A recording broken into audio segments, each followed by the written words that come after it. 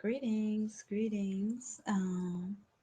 Just a quick video about something that has been on my mind, and I considered making this another for young girls video, making that part of the title, but I really think that this can be for anybody. I really think that this is something that everybody needs to hear and they need to take heed to. When you are trying to decide whether or not to continue a relationship, whether or not to stay in a relationship, you generally seek outside advice.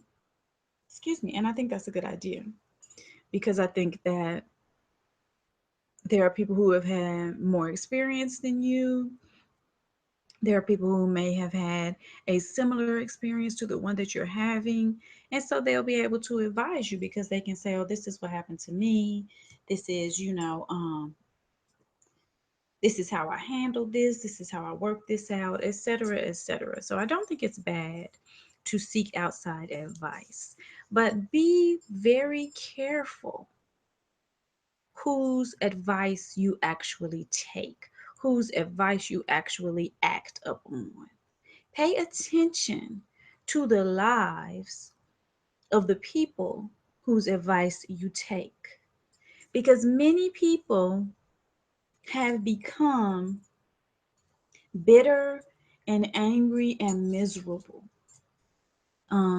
as they have grown older in life because they didn't take the time to cultivate the things that brought them joy. And so they believe that being bitter and angry and miserable is what everybody's life is supposed to entail.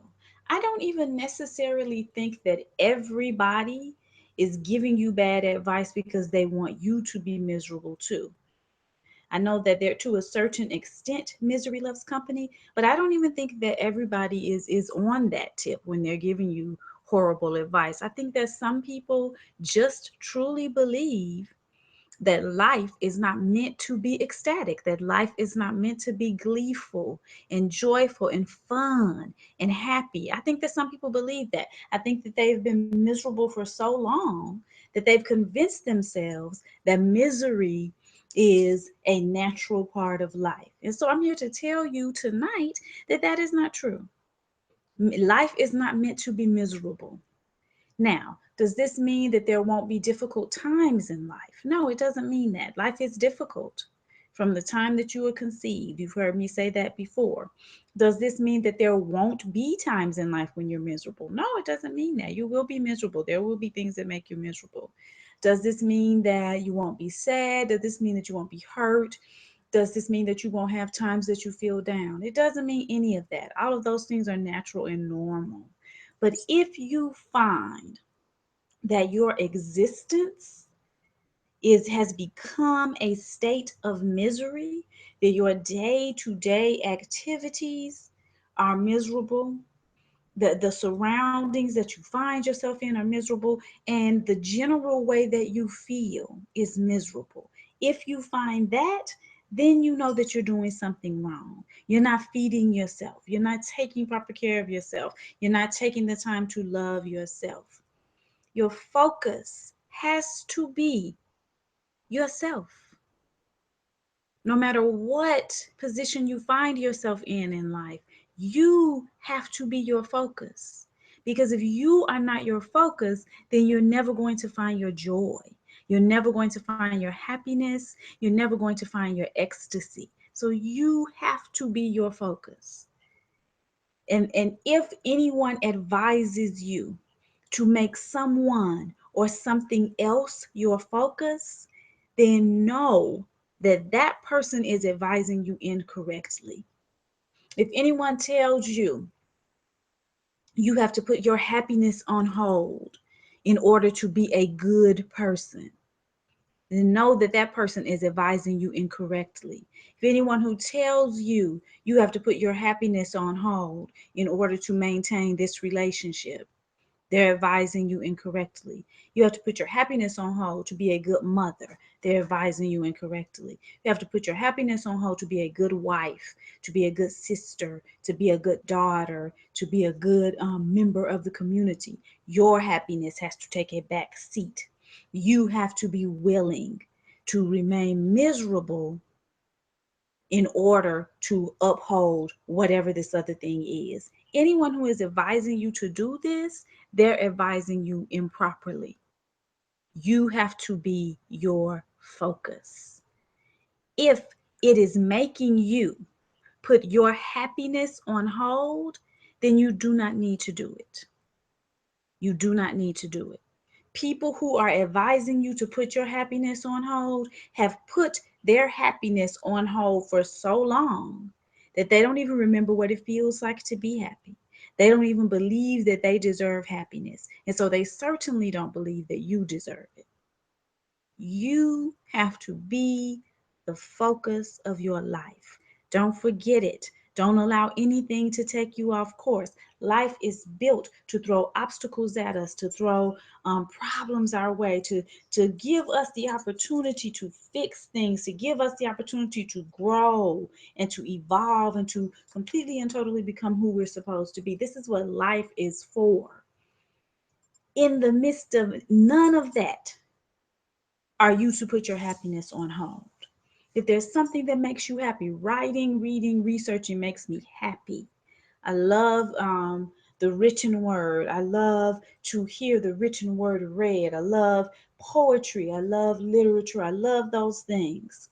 So, in order to completely delve into that, I have to go to school. I have to get this type of degree. I have to get that type of degree so that I can always be working with this thing that I love that makes me so happy, right? So there are going to be obstacles and blockages that I have to face in school. There's going to be times that school's going to be so difficult that it's going to have me irritated. It's going to have me upset. So that's when I say put your happiness on hold, I don't mean don't push through the obstacles, don't push through the blockages. That's not what I'm saying. I'm saying don't go over here and do something that you know is going to make you miserable just for the sake of upholding some sort of dogma. Don't put your happiness on hold. Be your own focus. And when you go to ask others for advice, still don't take the advice of anyone who tells you that there is anything more important than your satisfaction and your happiness, because that is untrue. There's nothing more important than your satisfaction and your happiness in your life. That is what is most important to you. That is what's going to keep you balanced. That's what's going to keep you, that's what's going to make you successful. That's what is going to allow you to engage life when your focus is your happiness. Once you decide to focus on something else, let's just say, for example, you decide to focus on a marriage. You decide that a marriage is what's going to give you everything that you want and need. So instead of putting your energy into your happiness, put all of your energy, you give everything that you have into this marriage. And the marriage does not work out. Then what? You've put all of your time and energy into that, and now it's over. Then what? You're devastated. You're going to feel as if you've lost everything and as if you have lost yourself. So you don't put your time and your energy into that. You put your time and your energy into making you happy. And anyone who loves you is going to revel in watching you make you happy. And they're going to assist you in becoming as happy as you possibly can. That's how love works. So if someone does not assist you in staying happy, if someone cannot embrace everything that you do to keep yourself happy, then you know that this person does not love you. That's not love. They may be infatuated, they may be obsessed, but that's not love. So you don't want to place your focus anywhere else. besides on your happiness? What if I put all of my focus for my energy and my time into my degree? And then when that economy collapse happened, that just happened, devastation. I've put all of my energy, all of my time, I've placed the responsibility for the joy in my life on this degree. The economy collapses, bam, there's no jobs for people like me. That's what happened during the economy collapse. There's no jobs for people with the degree that I have during that economy collapse.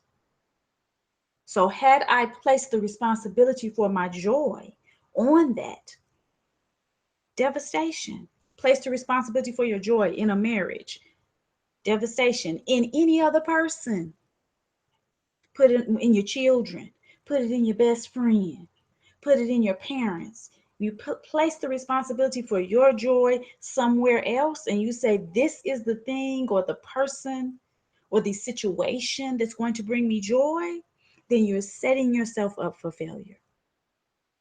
You have to focus on your happiness. You have to take responsibility for making yourself and keeping yourself joyful every day. That has to be your focus. Focus on yourself. Do not place the focus outside of yourself. And don't listen to people who are telling you to place the focus outside of yourself. And look at their lives, because more than likely they are miserable. Do their lives exude a pattern that shows you that they're not joyful, that they don't know how to find joy, they don't know how to feel joy? Look at their lives. Anybody who's telling you that even though you hate doing this, you've got to keep doing it because this is what is most important, look at them. They're miserable and they think that misery is normal. Do not listen to people who have normalized misery. All right, y'all. I told y'all this one was going to be short. Peace, love, bright, intense light, and deep, powerful, triple black darkness. To all of those within the sound of my voice who are wishing the same for me and mine. And as always, the lessons of life to those who are wishing us otherwise. Peace, y'all. Have a good full moon night.